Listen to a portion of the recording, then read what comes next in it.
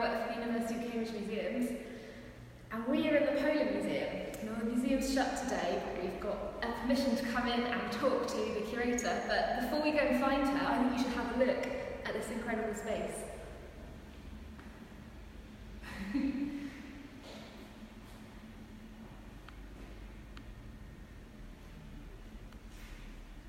Okay, let's go. It's Charlotte! Hey! Hi, introduce yourself. Hi, I'm Charlotte. I'm the museum curator at the Polar Museum, and today we're talking all about the Arctic. So we thought we would start over here. Charlotte, can you tell us about this amazing kayak? Yeah, so a lot of your viewers will know that this is a kayak, and it looks a lot like the kinds of kayaks that you might take out if you go sea kayaking today. This is a kayak that was made in East Greenland, and it was made to the same kind of design that the Inuit people in East Greenland would use, but it was actually made for a British explorer in the 1930s. And it's got lots of the kinds of things you'd expect to see on a kayak used for hunting. So we've got paddles, we've got harpoons, we've got bags, all sorts of things that you would expect to find in a kayak used for hunting sea mammals, which is the main food source they have in Greenland. But like I say, it was made for a British explorer who learned all about the technology and then took it home, used it, made sure that people going off to Antarctica knew about it. So that kind of knowledge and those sorts of skills have travelled all around the world as a result of these kinds of expeditions. So is this hand sewn? I can just see that it's, I don't know if you can see on the camera, but it's made of pieces of leather sewn together? It's skin from a sea mammal, yeah, so it's nice and waterproof as well. But yeah, hand stitched. And if we ask Rich to just look up with the camera, we can see the kind of design and the way that people measure their kayaks. So kayaks are handmade for a particular person, and they use the length of a person's arms and hands to make sure that the kayak is the perfect size. So were these kinds of exchanges very common at that time? That you would have visitors coming over from Europe and kind of meeting local people and learning about their technology? Yeah, so this kayak specifically is from the 1930s. Yeah. People have lived in the Arctic for thousands of years. And people have been travelling there from Europe, from Russia, from all over the place to trade and to use the resources that are there as well. So yeah, absolutely. So on the other hand, if we just wander over here, we can see another kind of trade that happened. So we've got a variety of different types of objects here, but in here are some leather items that are really brightly coloured, and the places that you would get colours or beads or other decorative items from, they're not from Greenland, they're from trading with European people. Yeah. So yeah, people have been travelling and trading and exploring in these regions for thousands and thousands of years. Yeah. Excellent. So this week we're thinking about the environment, we're thinking about climate change, so I'm guessing there are going to be some stories that come up in this video about that. And before we go on, I'm just going to say, if you have any questions, just type them in and we'll do our best to answer them. Yeah, so one kind of story you can tell is about how people really creatively use the materials they have. It's a subsistence lifestyle for people living in traditional ways in the Arctic. So instead of shipping in lots of goods from other places, they make use of what's there. So probably it's a bit reflective for you to see, but in this case we've got what we call a gut parka, which is a parka made from seal intestines in this case. So sea mammals are an important source of food, but part of the tradition is that you use every single part of the animal. Yeah. And this is a really good example of an item of clothing that's made from the intestines. So what they would do is they would take the mammal, they'd harvest the meat, they'd really carefully wash out the intestines, then they'd blow them up like balloons, tie each end, so they could dry them out, and then just slip along one side with a knife, and you've got a really nice waterproof flat bit of material that you can use to make items of clothing like this. This is a stupid question, but does it smell? This one, currently, no. It's nicely dried out, I'm pleased to say. I imagine when it's fresh, there is a little bit of a whiff in the air. And it looks really light.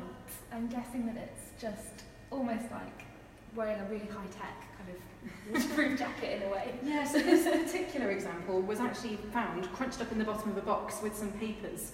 And it wasn't clear what it was. It looked like paper. And it took a conservator to spend hours and hours with it in a very moist atmosphere, very slowly unfolding it till we've got this amazing, beautiful garment. Yeah, I love the little triangle details, it's just amazing. And then as well as this stitching around the hood, it's just incredible. Yeah, so it's a combination of being decorative but also reinforcing in all the right places. Yeah. And again, making sure you use every part of the animals that you've caught. So, yeah. So that's an example of how you can live in a subsistent way in a traditional manner. Yeah. The Arctic is changing. As the world warms, the Arctic particularly is changing more quickly than other parts of the world for various reasons. The Arctic is getting warmer faster than everywhere else in the world. So it's a really important place for researchers here at the Scott Polar Research Institute, which the museum is part of, to understand how the Arctic is changing, what's happening now. So one of the really important things that we do is we study ice, and we do that in a couple of ways, but one of them involves a pretty exciting object, which I'm going to show you. So, it's like a little plane. It is a tiny plane. So, can you see that okay? Do you need to step back? No, that's great. So this, the technical term, is an unmanned aerial vehicle, a UAV, also known as a drone. But this one has been used by researchers on the Greenland ice sheet, and it's part of trying to understand how the ice is changing. And that's really important to do, because ice melts, sea levels rise. And super important if you live in Cambridge, because we're not far above sea level. So if you really want to know what's going to happen. So this is a tiny little plane. If I just lift it up on the bottom, you can see here the space in there for a camera. So just a standard camera really, a few more bells and whistles than usual, but a normal kind of digital camera. And then up here we've got an antenna that does various things. One of those things is it's able to detect your location using GPS. So this little aircraft flies up and down the ice sheet, taking photos, knowing exactly where those photos were taken. And they could be stitched together into a really nice big photograph. If you do that twice or 3 times, you can compare the photographs. And by doing that, you can see how the ice sheet is behaving. So it's a really important tool, one of a few that we've got for understanding what's happening to the ice in the Arctic.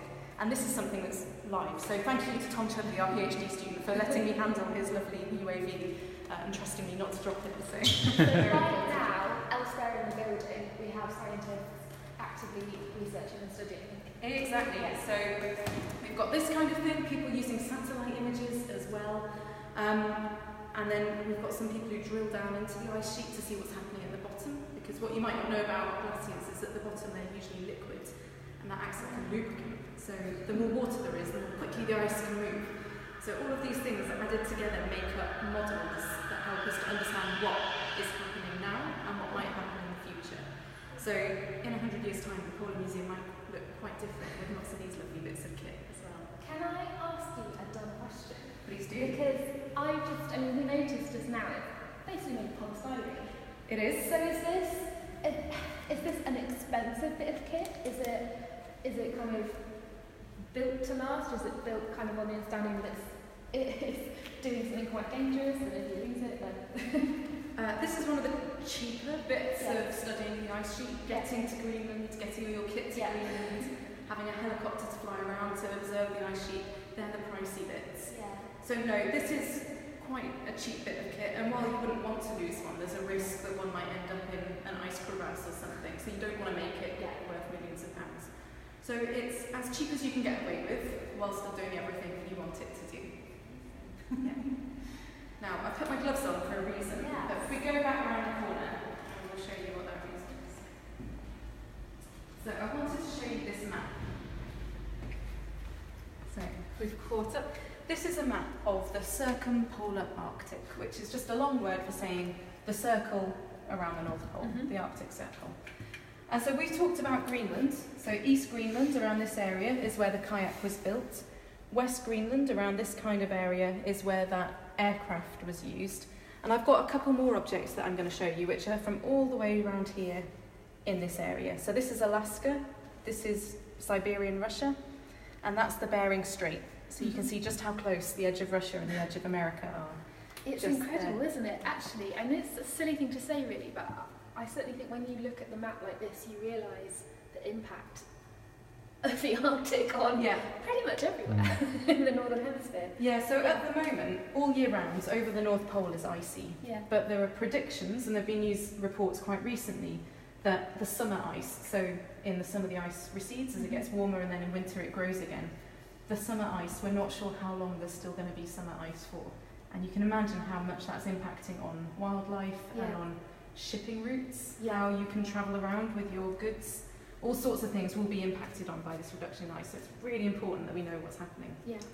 So that's where the science comes in, but also really important that we know what's happening to the people. So let me just show you these two objects here. Just hold them up against my jumper so you can see them. So these are a couple of pin badges that I picked up when I was in Alaska.